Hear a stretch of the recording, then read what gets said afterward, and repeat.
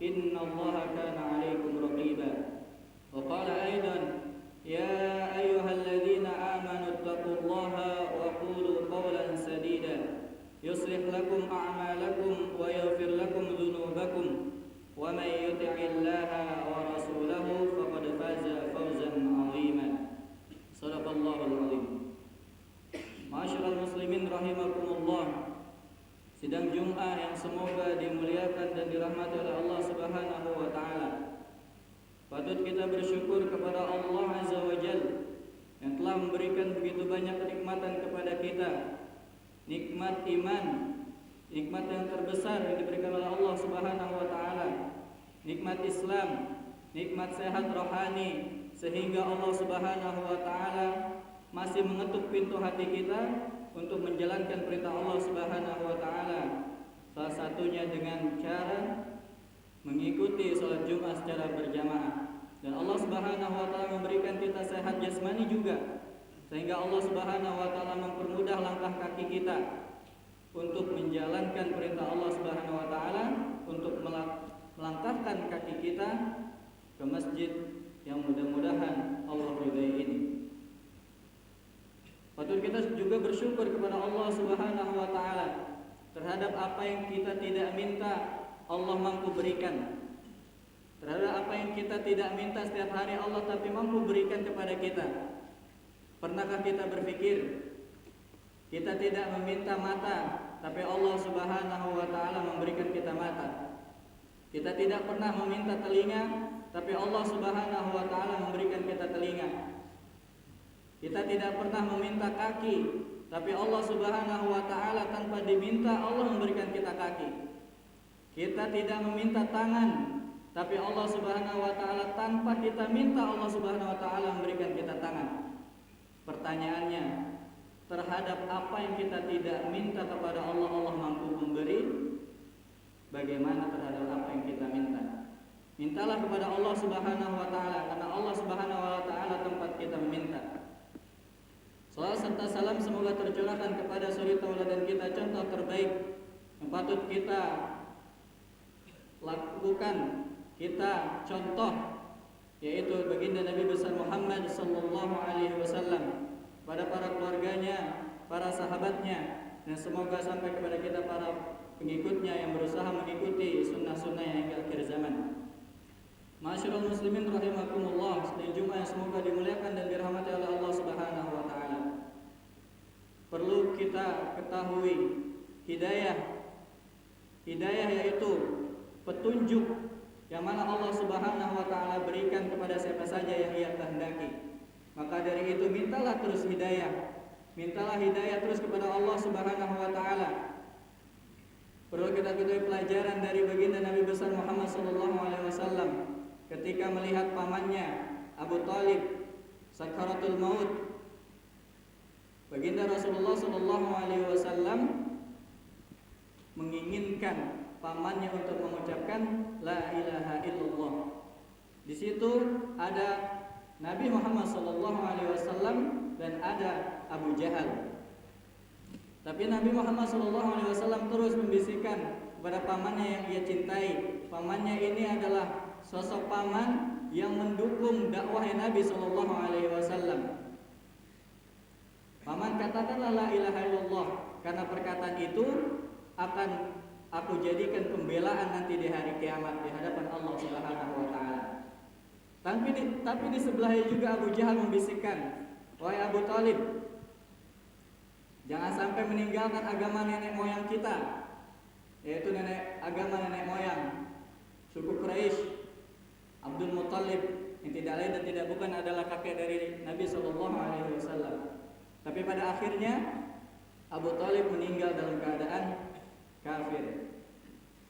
Tapi Nabi sallallahu alaihi wasallam berkata, kalau bolehlah aku minta ampunan kepada Allah, maka akan aku minta ampunan ya untuk pamanku Abu Thalib ini kepada Allah Subhanahu wa taala. Maka yang dijelaskan oleh Allah Subhanahu wa taala dalam surat Al-Qasas ayat ke-56 di juz yang ke-20 di halaman kiri letaknya di tengah. Kata Allah Subhanahu wa taala, A'udzu billahi minasy syaithanir rajim.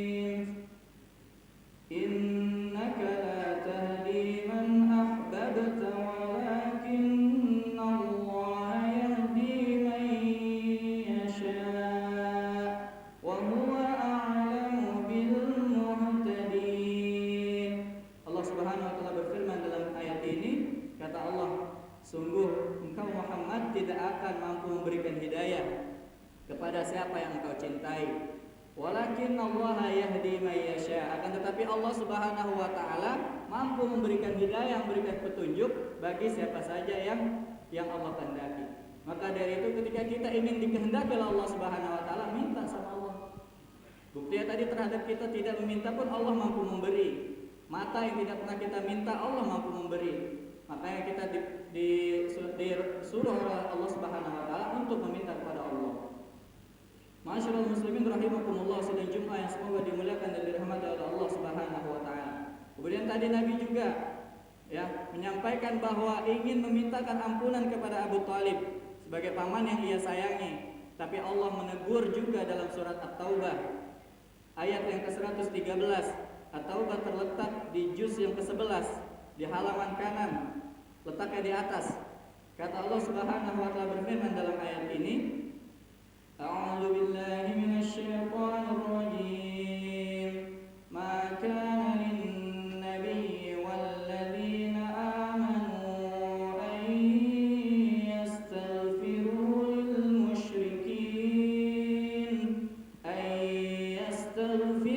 lil-musyrikeen walau kanu uli qurba min ba'di ma tabayyana lahum annahum ashabul jahim. Inilah ayat teguran kepada Nabi SAW ketika ingin memintakan ampunan kepada orang-orang kafir yang tidak lain dan tidak bukan itu adalah pamannya sendiri Abu Thalib. Maka nalin Nabi, tidak boleh seorang nabi walladzina amanu dan orang-orang yang beriman ayyastaghfiru memintakan ampunan ayyastaghfiru lil musyrikina untuk orang-orang musyrik. Walaupun uli qurba, orang musyrik itu adalah kerabat kalian, saudara kalian, teman kalian. Min ba'di ma tabayyana lahum, ya setelah datang peringatan atau penjelasan kepada mereka annahum ashabul jahim, bahwa mereka sesungguhnya mereka adalah penduduk neraka. Ma'asyiral muslimin rahimakumullah, sedang Jumat yang semoga dimuliakan dan dirahmati oleh Allah Subhanahu wa taala. Maka dari itu, terus kita minta hidayah kepada Allah Subhanahu wa taala. Karena orang yang alim, nabi, rasul, kenapa mereka masih minta hidayah? Kenapa mereka masih minta hidayah kepada Allah Subhanahu wa taala? Kalau yang jahil sudah, separuh orang yang berilmu sudah, orang yang berilmu tapi tidak mengamalkan ilmunya itu sudah juga. Dan yang batil, dia mencari ilmu yang batil, sungguh ilmu yang batil itu dia cari, dia tuntut, sudah. Sekarang kita tanya, kenapa Nabi masih tetap minta hidayah? Nabi tetap minta hidayah kepada Allah Subhanahu wa taala. Kalau 4 tadi menceritakan tentang diri kita itu jahil, orang yang tidak berilmu, kurang berilmu. Kita itu jahil juga, kita udah tahu berilmu, kita tahu ilmunya, tapi kita tidak memanfaatkannya, tidak mengamalkannya. Tapi yang kelima ini, kenapa Nabi dengan orang-orang soleh yang mengikuti jalan para nabi, yaitu para sahabat, para tabi'in, dan kita yang berusaha mengikuti mereka, tapi kenapa mereka masih minta hidayah kepada Allah Subhanahu wa taala? Karena kita tidak tahu, tidak ada yang bisa menjamin iman kita, tidak ada yang bisa menjamin garansi iman kita, di mana kita meninggal, Islamkah, murtadkah kita meninggal. Maka dari itu kita diperintahkan oleh Allah Subhanahu wa taala untuk selalu minta hidayah. Kita tidak bisa menjamin kita meninggal dalam keadaan husnul khatimah. Kita tidak bisa menjamin kita meninggal dalam keadaan salat, tilawatul Quran. Siapa yang menjamin iman kita? Siapa yang menjamin garansi iman kita? Enggak ada. Makanya minta hidayah agar Allah Subhanahu wa taala memberikan keistiqomahan kepada kita. Keistiqomahan apa? Keistiqomahan kita beribadah kepada Allah, menyembah Allah, beriman kepada Allah Subhanahu wa taala. Minta terus hidayah walaupun kita sudah belajar ilmu yang benar. Karena kita tidak tahu di bumi mana kita mati, di tempat mana kita akan meninggal, sedang apa kita dicabut oleh Allah Subhanahu wa taala nyawa kita. Ma'asyiral muslimin rahimakumullah, sidang Jumat yang dimuliakan dan dirahmati oleh Allah Subhanahu wa taala. Kita belajar dari kisah para sahabat, yaitu salah satunya adalah Bal'am bin Bawra. Siapa Bal'am bin Bawra? Yaitu orang yang hidup di zaman pada zaman Nabi Musa alaihissalam, di mana doanya selalu dikabulkan oleh Allah Subhanahu wa taala dalam keadaan sempit, dalam keadaan terdesak, dalam keadaan genting, doanya selalu dikabulkan oleh Allah Subhanahu wa taala. Sampai Malik bin Dinar berkata, kana mujabud da'watus syada'id. Kalau bicara tentang Bal'am bin Bawra, Masya Allah, doanya selalu dikabulkan oleh Allah Subhanahu wa taala, tapi matinya murtad. Kemudian dijelaskan juga yang bernama Rajulun Fuwah, sahabat Nabi yang dipuji oleh Abu Bakar As-Siddiq, dimuliakan oleh Abu Bakar As-Siddiq, dipilih oleh Abu Bakar As-Siddiq untuk menjadi delegasi sunnah untuk mendakwahkan Musailamah Al-Kadzab yang dulu mengaku-ngaku sebagai nabi. Sama, dia juga semuanya minta hidayah kepada Allah Subhanahu wa taala. Ma'asyiral muslimin rahimakumullah, sidang Jumat yang semoga dimuliakan dan dirahmati oleh Allah Subhanahu wa taala. Kemudian diceritakan lagi Ubaidillah bin Jahsy yang pernah menyelamatkan kehidupan agamanya ke negeri Habasyah. Ketika Nabi masih di Mekah, ikut ya, Ubaidillah bin Jahsy ini ikut hijrah, di hijrah yang pertama Nabi sallallahu alaihi wasallam dan hijrah yang kedua itu ke negeri Habasyah. Dia beriman, awalnya beriman, tapi ketika di Habasyah dia murtad. Kecintaannya minal khamar menjadikan dia murtad dari agama Islam. Kemudian seorang muadzin yang diceritakan oleh Imam Qurtubi murtad juga ketika dia tergiur dengan pesona wanita yang begitu cantik. Ketika dia hendak azan, dulu muadzin itu naik ke tempat yang tinggi. Ketika dia mau azan, dia melihat wanita ada di bawahnya, ya. Kemudian dia gentle, dia turun. Yang dari tadi di atas mau azan, turun dia mengatakan bahwa dia cinta dengan wanita itu. Tapi wanita itu berkata apa? Tidak bisa, karena kamu Muslim dan saya Nasrani. Saya Nasoro, kata wanita itu. Kemudian seorang muadzin ini berkata, lalu dengan apa saya bisa menikahimu? Pindah ke agama saya. Pindah. Muadzin setiap hari azan. Siapa yang menjamin iman kita? Siapa yang menjamin keimanan kita? Seorang muadzin yang setiap hari azan tergoda oleh wanita dan dia murtad. Dan ketika dia meninggal dunia, ketika ingin mencampuri istrinya, naik ke atap, jatuh, meninggal dunia. Belum sempat mencampuri seorang wanita yang menjadikan dia murtad, dia dipanggil oleh Allah Subhanahu wa taala. Itulah sederetan kisah yang diceritakan yang patut kita ambil pelajaran dari kisah-kisah tersebut. Maka dari itu jamaah rahimakumullah, semoga Allah Subhanahu wa taala memelihara iman kita, memberikan keistiqomahan kepada kita agar kita menjadi insan-insan yang bertakwa, yang beriman kepada Allah dengan benar. Barakallahu li wa lakum fil Qur'anil Karim wa nafa'ani wa iyyakum bima fihi minal ayati wa dzikril hakim wa taqabbalallahu minna wa minkum tilawatahu innahu huwas samiul alim.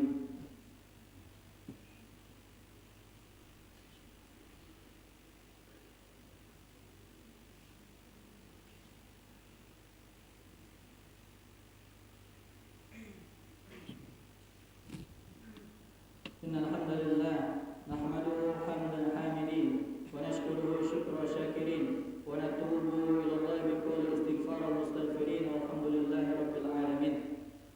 Allahumma shalli wa sallim ala sayyidina Muhammad wa ala alihi wa sahbihi wa man tabi'ahu bi ihsanin ila yaumiddin.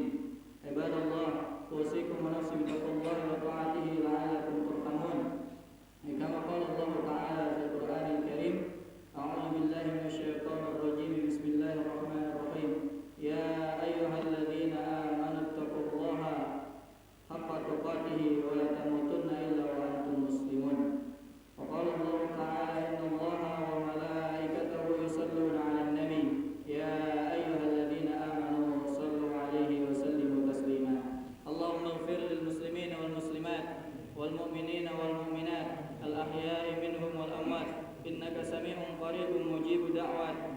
ويا قاضي الحاجات.